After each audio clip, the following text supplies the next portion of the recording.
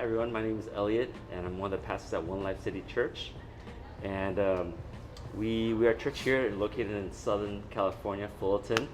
And we are a church that's trying to be present in the neighborhood. The area of Fullerton that we're located at is one of the more underserved areas of Orange County. And so we get to be present to that. We get to walk alongside what Jesus is doing in the community.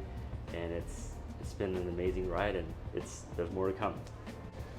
Hi, my name is Jay Wu. I'm one of the pastors, the executive pastor at One Life City Church, and I've been on staff since about 2015, 2016, and I get the privilege of leading out our staff and giving some leadership and vision to where we're at and all that we get to do here.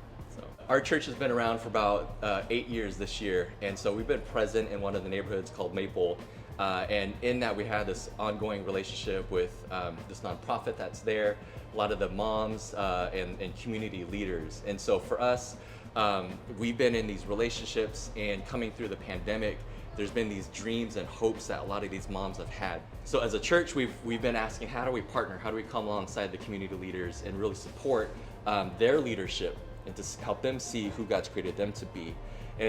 But one of our issues really was funding, and so as a small church, we just didn't have the funds, and so as much as we wanted to, we really didn't have any resources to do it.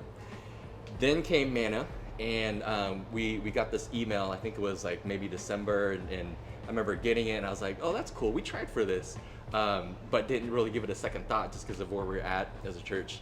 And then those emails kept coming. And I think around January, after maybe 3 or 4, we recognized, hey, maybe there's something that God's trying to invite us into.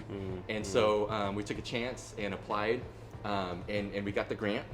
And so what we were able to do, we leveraged a Love Fullerton, which is this Love Your City movement project. And so we had this existing space that had some planters that were just untouched for 5 years or so. We revitalized that space, and then we shifted from doing a community garden, because we already have those planters going now, to then also adding a sensory garden.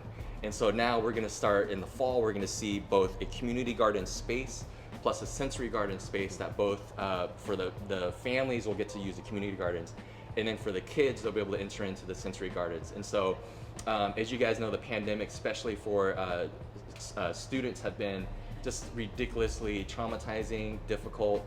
And so having space for art therapy, for sensory development, for all of that is just a huge, huge need. And now as a church, we get that opportunity to step into that and come alongside not just the parents and the families, but also the kids and stepping into their discipleship and formation.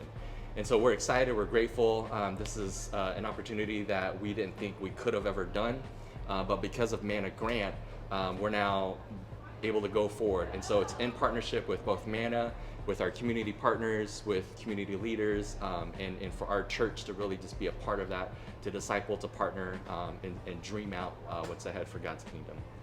So also through the Manna Grant, the second initiative that we're able to help fund is this program called Soulful. And Soulful is this beautiful partnership between the city, church, and school in our neighborhood. So in 2008, when all the funding was being cut, what happened in the city of Fullerton was that this decided to pull its funding from summer programs. So no summer school. And then so the churches and schools and the city got together and so started this program called Summer Fullerton to provide summer programs for the schools. So that was all that long ago. So years now, the program, through God's grace, got landed on our laps, but we're like, how do we go about doing this? And so through the Manna Grant, we were able to fund our neighborhood's Soulful program, and so it had just wrapped up earlier this week. And through that, there's so many amazing stories that are coming where student leaders have been a part of this neighborhood, serving, giving back to the community, and they're leaders in their own respective ways. And so some of them have been doing this for over 10 years, giving back to the neighborhood. And so Manna helped contribute to that, developing leaders in this neighborhood, in this school. And so the next phase of what we'll do with the Manna Grant is continue to invest in these leaders, develop them.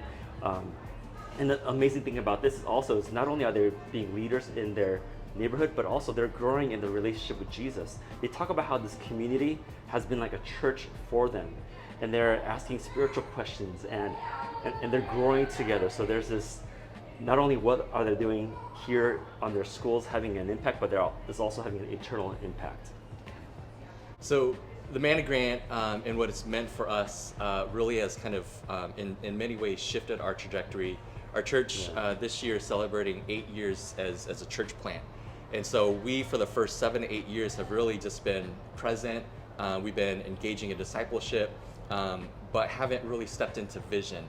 And so in our year 8, we've really, the Manna Grant was our like long shot of, hey, we just need some funding to establish some dreams and push forward into that. But through the Manna Grant and a lot of the workshops, we're starting to now ask questions of, hey, what's the next 10 years going to look like? Yeah. And what do we need to do now to set up that trajectory? And so a lot of the conversations have been coming out of the sessions at Manna Grant. And so really for us, beyond the money, it's really shifted our conversation in what we're looking for and what we're really asking as a staff and as a leadership. And so Manna Grant, it has been a blessing beyond just one level, but in multiple levels. And so we're seeing impact not just our church, but the community around us.